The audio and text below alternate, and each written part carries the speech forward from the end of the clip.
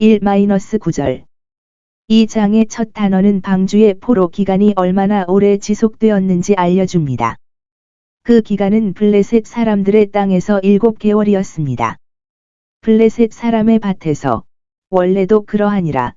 거기에서 어떤 사람들이 그것을 거두어 그 모든 성읍에서 시험하여 각 사람의 거민에게 재앙이 됨을 보고 마침내 들에 보내니 그 위에 쥐들이 땅에서 크게 돋아나 이제 거의 익은 곡식을 파괴하고 땅을 더럽혔습니다.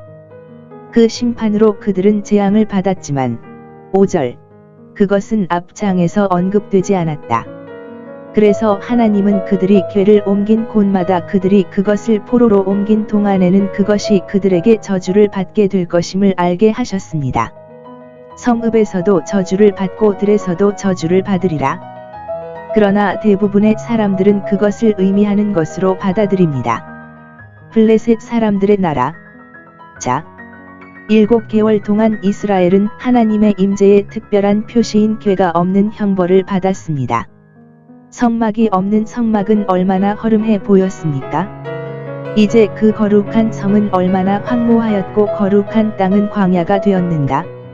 우울한 시간은 의심할 여지 없이 그들 가운데 선한 사람들, 특히 사무엘에게 있었습니다. 그러나 그들은 우리가 공적 규례의 위로를 받지 못할 때와 같은 고난을 당하는 것과 같이 법궤가 있는 곳마다 여호와께서 그의 성전에 계시고 주의 보좌가 하늘에 계시다는 사실로 스스로를 위로하게 하셨습니다. 믿음과 기도로 우리는 그곳에서 담대히 그분께 나아갈 수 있습니다. 방주가 멀리 있을 때 우리는 하나님을 가까이 모실 수 있습니다. 7개월 동안 블레셋 사람들은 궤 앞에서 벌을 받았다. 그들이 그것을 집으로 빨리 보내지 않았기 때문에 오랫동안 그것은 그들에게 전염병이었습니다. 죄인들은 자신의 죄와 함께 하기를 완고하게 거부함으로써 자신의 불행을 연장시킨다는 점에 유의하십시오. 만일 바로의 마음이 강팍하여 백성을 보내지 아니하였더라면 애굽의 재앙이 10가지도 채 되지 아니하였으리라. 그러나 마침내 법궤를 돌려보내야 한다는 것이 결정되었습니다. 구제책이 없으며 구금하면 취소됩니다. 제사장들과 점쟁이들이 그것에 대해 의논함. 2절. 그들은 지혜의 법칙과 예배와 속죄의 예식을 가장 잘 알고 있어야 했습니다. 그리고 이스라엘 사람들은 그들의 이웃이었고 무엇보다도 그들의 종교 제도로 유명했기 때문에 의심할 여지 없이 그들의 법과 관습을 알고자 하는 호기심이 있었습니다. 그러므로 우리가 여호와의 궤를 어떻게 하여야 합니까? 모든 나라는 자기 제사장을 입술이 지식을 지키는 사람처럼 여겨왔습니다. 블레셋 사람들에게 점쟁이가 있었습니까?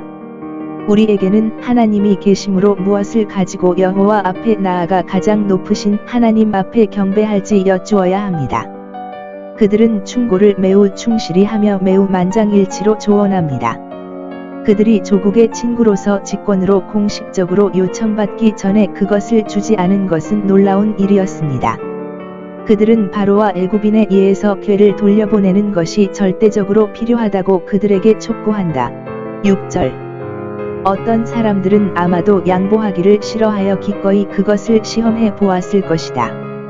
궤가 잠시 더 있으니 그들에게 적용되되 너희가 어찌하여 애굽 사람과 바로와 같이 너희 마음을 강팍해 하느냐. 그들은 모세의 역사에 대해 잘 알고 있었던 것으로 보이며 거기에서 선례를 인용할 수 있었습니다.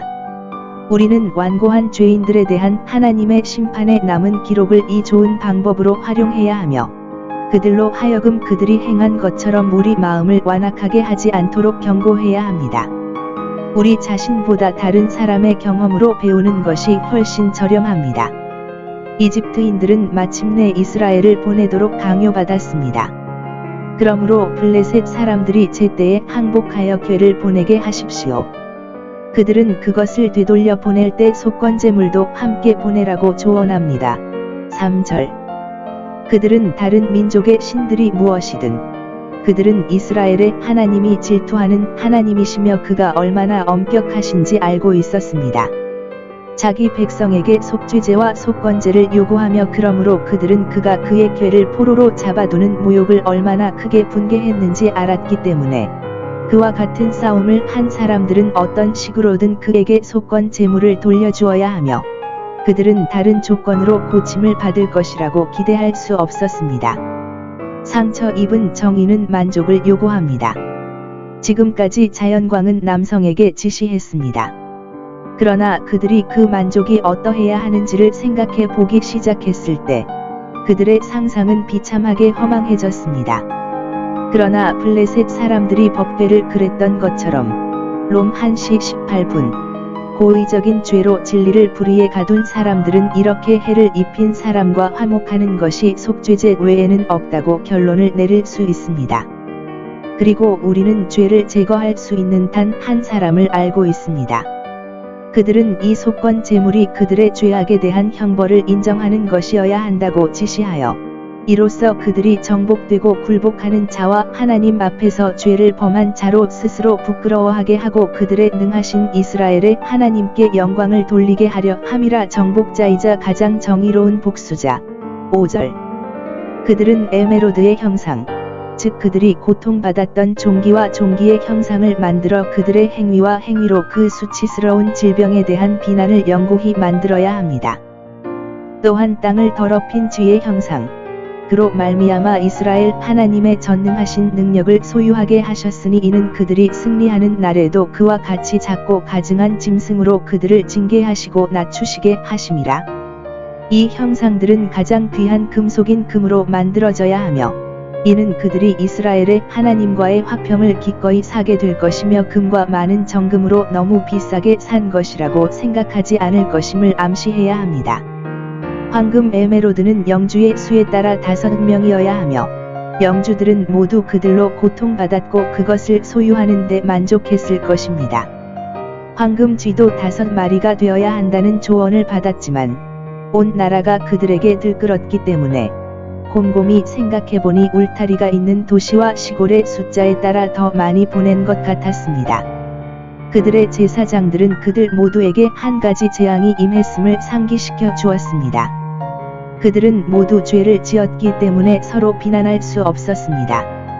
그들의 범죄에 대한 속건 제물을 바치려는 그들의 제안은 그 당시의 신성한 계시에 충분히 부합했습니다. 그러나 이와 같은 것을 속건제로 보내는 것은 매우 이질적인 일이었고 그들이 모세의 율법으로 정한 화목의 방법에 대하여 심히 무지함을 나타내었더라. 거기에는 영혼을 속죄하는 것이 금이 아니라 피임이 항상 나타나 있기 때문입니다. 그들은 이로써 그들이 전염병을 퇴치하기 위한 효과적인 과정을 밟기를 희망하도록 격려합니다. 당신은 나을 것입니다. 3절. 그 질병은 의사들이 처방한 모든 치료 방법을 완강하게 저항한 것 같습니다. 그러므로 그들로 궤를 돌려보내고 그 후에 그들이 이르기를 그의 손을 내게서 옮기지 아니한 까닭을 내게 알게 되리니 곧 내가 궤를 가든 일로 인하여 내가 이같이 고난을 받는지 알리라. 만일 그렇다면 내가 건지실 때에 전염병이 그칠 것이다. 하나님은 때때로 그들의 개혁이 그들의 구원이 되지 못하더라도 그러한 시련을 당신의 백성에게 두셨습니다. 만군의 주님이 말하노라. 이제 이것으로 나를 시험하라. 그러나 그들은 의심스럽게 말합니다. 5절. 혹시 그가 당신에게서 그의 손을 가볍게 하실 것입니다.